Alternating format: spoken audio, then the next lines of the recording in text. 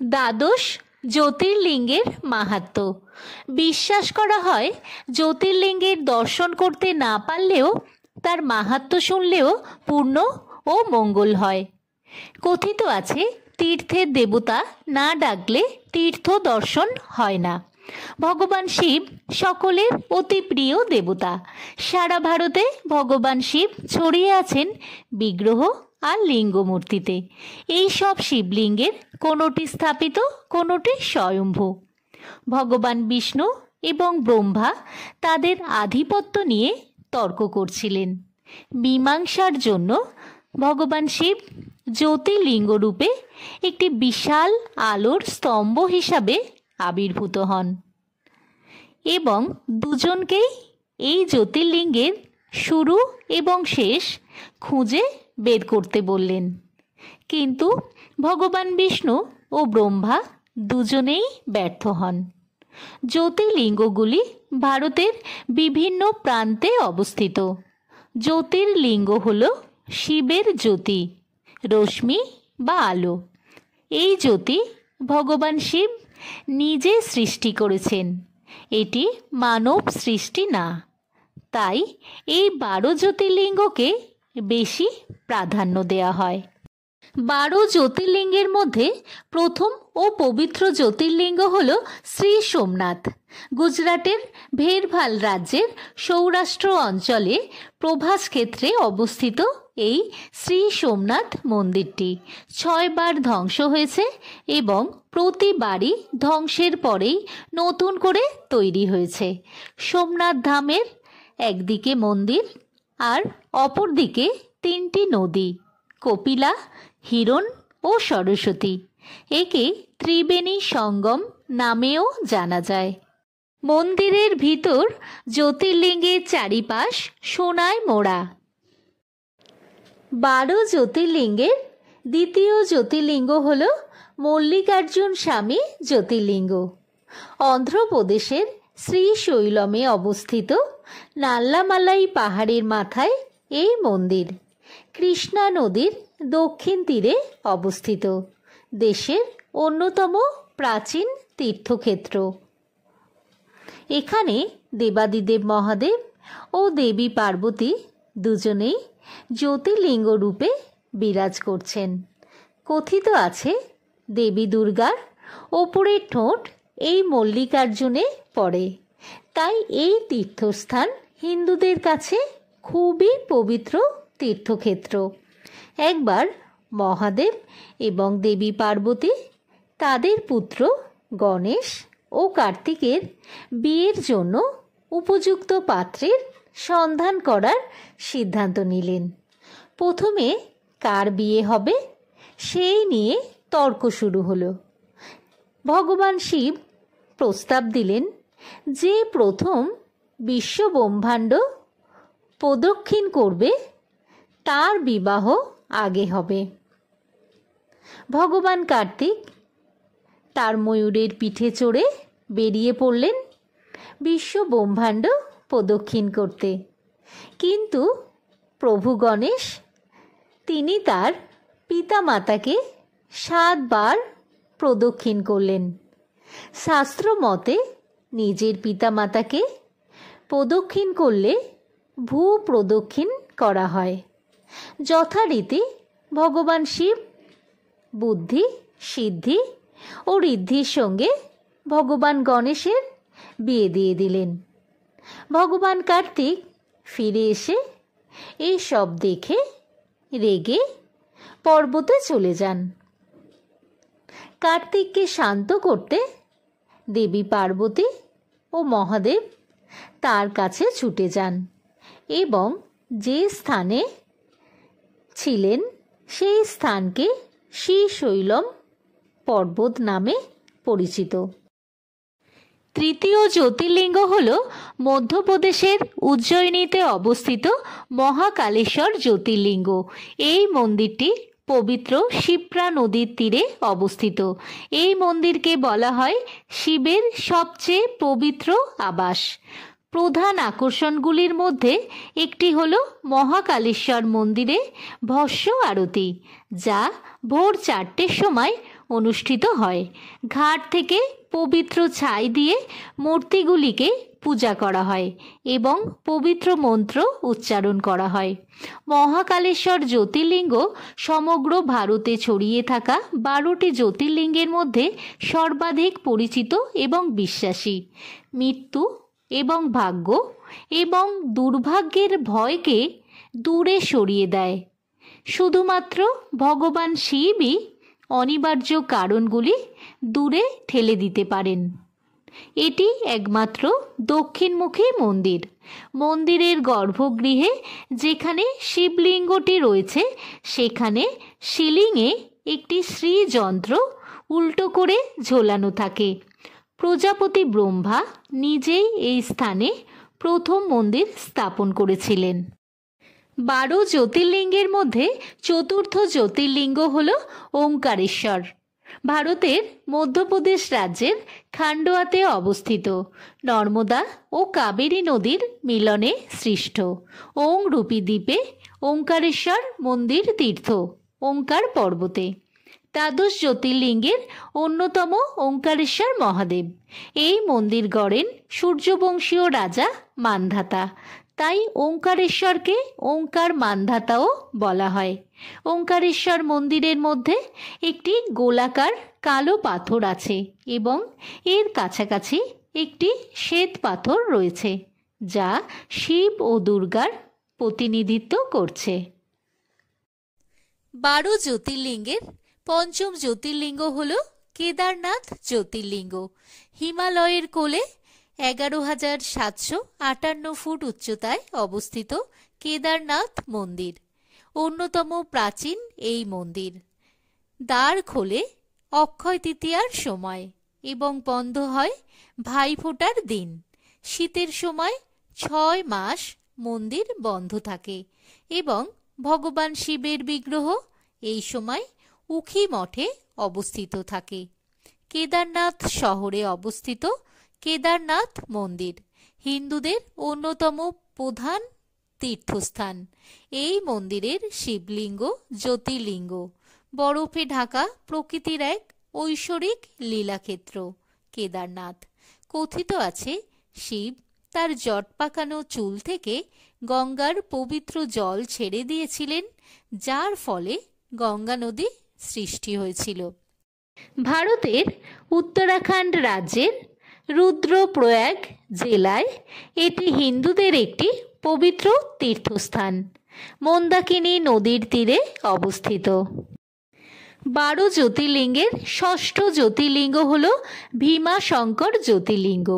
ভীমাশঙ্কর মন্দিরটি মহারাষ্ট্রের পুনে জেলায় ভীমাশঙ্কর নামক গ্রামে অবস্থিত। এই শিব মন্দিরটি ভীমাশঙ্কর মন্দিরের পিছনে রয়েছে মোক্ষকুণ্ড। মন্দির যাওয়ার আগে কুণ্ডে স্নান করার রীতি আছে। এই মন্দিরটি সহ্যাদ্রি পাহাড়ের চূড়ায় অবস্থিত। ভীমাশঙ্কর শিবলিঙ্গের সামনে নন্দীর একটি মূর্তি রয়েছে। কথিত আছে কুম্ভকর্ণর ছেলে হল ভীমাসুর। কুম্ভকর্ণকে বধ করেন নারায়ণ। ভীমাসুর তার পিতার বধের প্রতিশোধ নেওয়ার জন্য ব্রহ্মদেবের তপস্যা করেন এবং ব্রহ্মা তাকে বরদান করেন যে ভীমাসুর অনেক শক্তিশালী হয় এবং নারায়ণ তাকে বধ না করতে পারে। সেই বর পেয়ে ভীমাসুর অত্যাচার শুরু করেন। তার পাশের রাজ্যের রাজাকে বন্দি করেন এবং সেই রাজা ছিলেন পরম শিবভক্ত। সেই রাজাকে ভীমাসুর হত্যা করতে গেলে নারায়ণ এসে তাকে রক্ষা করেন এবং নারায়ণ ও ভীমাসুরের মধ্যে যুদ্ধ শুরু হয়। শিব তখন তপস্যায় ছিলেন। ব্রহ্মার আহ্বানে শিব ভীমাসুরকে বধ করেন। ভগবান শিবভক্ত রাজার অনুরোধে ভগবান শিব সেখানে ভীমশঙ্কর জ্যোতির্লিঙ্গ রূপে আবির্ভূত হন। 12 জ্যোতির্লিঙ্গের সপ্তম জ্যোতির্লিঙ্গ হল কাশী বিশ্বনাথ মন্দির। সব দেবতার সেরা কাশী বিশ্বনাথ অন্যতম প্রাচীন মন্দির, দেশের সবচেয়ে জনপ্রিয় তীর্থস্থান, যাকে মোক্ষদায়িনী মানা হয়। বারাণসী ভূমি যুগ যুগ ধরে হিন্দুদের জন্য পবিত্র তীর্থস্থান। গঙ্গার তীরে বারাণসী আধ্যাত্মিকতার একটি প্রাচীন জায়গা। এটি উত্তরপ্রদেশ রাজ্যের বারাণসীতে। মন্দিরটি গঙ্গা নদীর পশ্চিম তীরে অবস্থিত। বারাণসী শহরের অপর নাম কাশী, তাই এই মন্দিরটি কাশী বিশ্বনাথ মন্দির নামে পরিচিত। মন্দিরের চূড়াটি সোনায় মোড়া। এই মন্দিরে আদি শঙ্করাচার্য, ঠাকুর রামকৃষ্ণ পরমহংস, স্বামী বিবেকানন্দ, তুলসী দাস গোস্বামী, স্বামী দয়ানন্দ সরস্বতী, গুরু নানক এই মন্দির দর্শনে এসেছিলেন। কথিত আছে, গঙ্গায় একটি ডুব দিয়ে এই মন্দির দর্শন করলে মোক্ষ লাভ হয়। 12 জ্যোতির্লিঙ্গের অষ্টম জ্যোতির্লিঙ্গ হল শ্রী ত্র্যম্বকেশ্বর জ্যোতির্লিঙ্গ। এই মন্দির ভক্তদের আধ্যাত্মিক ও অভ্যন্তরীণ আত্মার সাথে সংযোগ করে। মন্দিরে ভোরবেলার মঙ্গল আরতি, যা সূর্যাস্তের আগে দেবতাকে জাগ্রত করতে ও সামনের একটি সমৃদ্ধ দিনের জন্য আশীর্বাদ চাইতে সঞ্চালিত করে। ভারতের মহারাষ্ট্রের নাসিক জেলায় ত্রিম্বক শহরের একটি প্রাচীন হিন্দু মন্দির। পবিত্র গোদাবরী নদীর উৎপত্তি স্থলে 3টি পাহাড়ের মধ্যে অবস্থিত: ব্রহ্মগিরি, নীলগিরি আর কালগিরি। মন্দিরটিতে 3টি লিঙ্গ রয়েছে: শিব, বিষ্ণু ও ব্রহ্মা। লিঙ্গগুলির একটি রত্নখচিত মুকুট দ্বারা আবৃত। মুকুটটি পাণ্ডবদের যুগের বলে মনে করা হয় এবং এতে হীরা, পান্না এবং অনেক মূল্যবান পাথর রয়েছে। প্রতি সোমবার বিকাল 4টে থেকে 5টা পর্যন্ত এই মুকুটটি প্রদর্শিত হয়। এই মন্দিরের স্থাপত্য ও কারুশিল্প এক অপূর্ব নিদর্শন। 12 জ্যোতির্লিঙ্গের নবম জ্যোতির্লিঙ্গ হল শ্রী বৈদ্যনাথ জ্যোতির্লিঙ্গ, যা বাবা বৈদ্যনাথ ধাম নামে পরিচিত। এটি ভারতের ঝাড়খণ্ড রাজ্যের দেওঘরে অবস্থিত। শিবের দ্বাদশ জ্যোতির্লিঙ্গের মধ্যে অন্যতম হল বৈদ্যনাথ জ্যোতির্লিঙ্গ। কথিত আছে, এখানে ভক্তের সকল মনস্কামনা পূর্ণ হয়, তাই একে মনস্কামনার লিঙ্গ বলা হয়।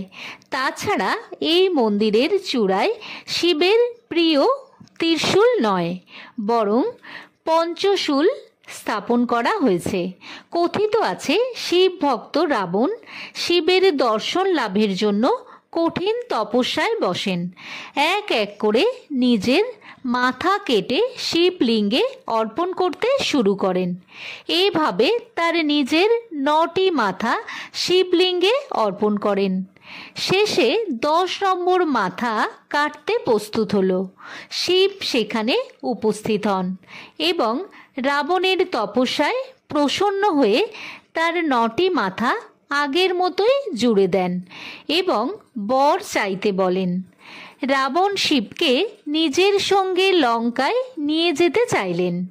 শিব রাজি হয়ে গেলেন, কিন্তু একটি শর্ত দিলেন যে নিয়ে যাওয়ার সময় পথে কোথাও যদি শিবলিঙ্গটি রাখা হয় তাহলে সেটিকে আর তুলতে পারবেন না।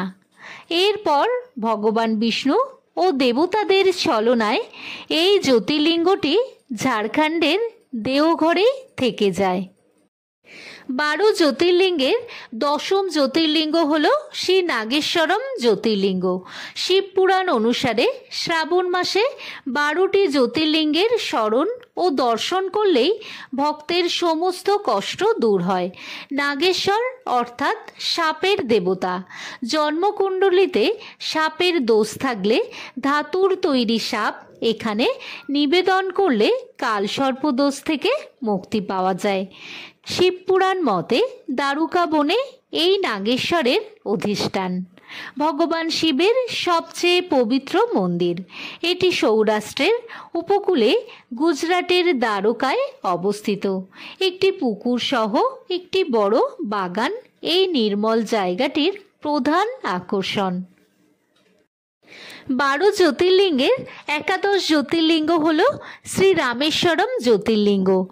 রামেশ্বরম মন্দির রামনাথ স্বামী মন্দির নামেও পরিচিত। ভারতের তামিলনাড়ু রাজ্যের রামেশ্বরম দ্বীপে অবস্থিত হিন্দু মন্দির। কথিত আছে ভগবান রাম সীতা মাতাকে রাক্ষসরাজ রাবণের হাত থেকে রক্ষা করতে লঙ্কায় যাওয়ার সময় রামেশ্বরমে গিয়েছিলেন এবং ভগবান শিবের উপাসনা করে ও অনুমতি নিয়ে রাবণের সঙ্গে যুদ্ধ করার সমর্থন চান এবং ভগবান শিব ভগবান রামকে যুদ্ধ করার অনুমতি দেন। কৃতজ্ঞতা স্বরূপ ভগবান রাম এই রামেশ্বরম মন্দির নির্মাণ করেন। 12 জ্যোতির্লিঙ্গের দ্বাদশ জ্যোতির্লিঙ্গ হল শ্রী ঘৃষ্ণেশ্বর জ্যোতির্লিঙ্গ। ভারতের মহারাষ্ট্র রাজ্যের ভেরুল গ্রামে অবস্থিত এই মন্দির ইলোরা গুহার কাছে। এই দ্বাদশ জ্যোতির্লিঙ্গের মধ্যে অন্যতম ও শেষ জ্যোতির্লিঙ্গ হল ঘৃষ্ণেশ্বর জ্যোতির্লিঙ্গ। ঘৃষ্ণেশ্বর জ্যোতির্লিঙ্গটি পূর্বমুখী। এই মন্দিরের মধ্যেই আছে নন্দিকেশ্বরের মূর্তি। পুরাণ মতে ভগবান শিব নন্দীকে বরদান করেছিলেন যে নন্দী ভগবান শিব আর ভক্তের মাঝে দূত হিসাবে কাজ করবে। তাই যে কোনো শিব মন্দিরে ভক্তের মনস্কামনা নন্দীর কানে বলে দিলে সেই মনস্কামনা সোজা ভগবান শিবের কাছে পৌঁছে দেন নন্দিকেশ্বর। অতীত মন্দির ধ্বংসের পর রানী অহল্যাবাই মন্দিরটি গড়ে দেন। ক্রিম রঙের শিখরের মন্দিরের কালো পিঙ্গল বর্ণের জ্যোতির্লিঙ্গ শিব। মন্দির থেকে মাত্র 1.5 কিলোমিটার দূরে জগৎ বিখ্যাত ইলোরা গুহা। ভিডিওটির কোথাও যদি এতটুকু ভালো লেগে থাকে তাহলে একটা লাইক ও সাবস্ক্রাইব করে দেবেন। সবাই ভালো থাকবেন।